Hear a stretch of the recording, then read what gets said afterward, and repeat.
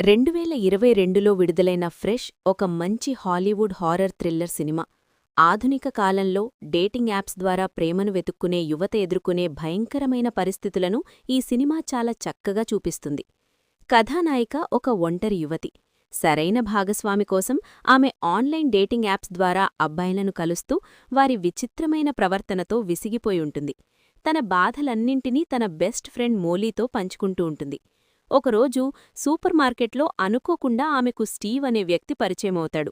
Steve చాలా ఆకర్షణీయంగా ఉంటూ సరదాగా మాట్లాడతాడు. అతను వృత్తిరీత్యా డాక్టర్ అని పరిచయం చేసుకుంటాడు. డేటింగ్ యాప్ల ద్వారా కాకుండా ఇలా నేరుగా ఒక వ్యక్తి పరిచయం కావడం నోవాకు బాగా నచ్చుతుంది. దాంతో ఆమె తన ఫోన్ నంబర్ను అతనికిస్తుంది. సూపర్ మార్కెట్లో నెంబర్ తీసుకున్న స్టీవ్ నోవాకు మెసేజ్ చేస్తాడు. ఆ తర్వాత వారిద్దరూ ఒక బార్లో కలుస్తారు.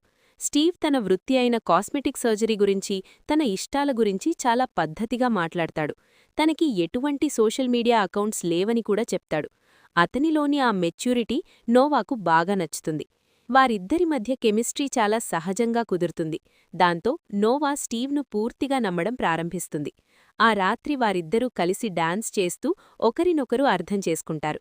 కొద్ది రోజుల్లోనే వారిద్దరి మధ్య బంధం బలపడుతుంది. స్టీవ్ తరచుగా నోవా ఇంటికి వెళ్తూ ఆమెతో సమయం గడుపుతూ ఆమె మనసును పూర్తిగా గెలుచుకుంటాడు. నోవా తన ఫ్రెండ్ మోలీకి ఫోన్ చేసి నాకొక మంచి బాయ్ఫ్రెండ్ దొరికాడు అని ఆనందంగా చెప్తుంది. అయితే మోలీ కొంచెం సందేహం వ్యక్తం చేస్తుంది. అతడికి సోషల్ మీడియా అకౌంట్స్ లేకపోవడమేంటి, కనీసం ఒక ఫోటో కూడా నెట్లో లేదా అని అడుగుతుంది. కాని నోవా ఆ మాటలను తేలిగ్గా తీసుకుంటుంది. అందరూ ఆన్లైన్లో ఉండాలని లేదు కదా అని స్టీవ్ను వెనకేసుకొస్తుంది. స్టీవ్ ఆమెను వీకెండ్ ట్రిప్కు రమ్మని ఆహ్వానిస్తాడు. నోవా ఈ విషయం గురించి మోలీకి చెబుతుంది. మోలీ ఆమెను జాగ్రత్తగా ఉండమని హెచ్చరిస్తుంది. నోవా మొదట కొంచెం సంకోచించినా స్టీవ్ మీద ఉన్న గుడ్డి నమ్మకంతో వెళ్లడానికి ఒప్పుకుంటుంది. కాని ప్రయాణం మధ్యలో వారు స్టీవ్ గెస్ట్ హౌస్కు వెళ్తారు. ఆ గెస్ట్ హౌస్ ఊరికి చాలా దూరంలో నిర్మానుష్యమైన ప్రాంతంలో ఉంటుంది. అక్కడ సెల్ఫోన్ సిగ్నల్స్ కూడా ఉండవు. కాని ఆ ఇంటి ఆధునిక ఇంటీరియర్ను, విలాసవంతమైన సౌకర్యాలను చూసి నోవా ముగ్ధురాలవుతుంది. ఆ రాత్రి స్టీవ్ నోవాకు తాగడానికి ఒక డ్రింక్ ఇస్తాడు. అది తాగిన కొద్దిసేపటికే నోవా స్పృహ కోల్పోతుంది. ఆమె కళ్ళు తెరిచి చూసేసరికి ఒక గదిలో గొలుసులతో బంధించబడి ఉంటుంది. అప్పుడు స్టీవ్ తన అసలు రూపాన్ని బయటపెడతాడు.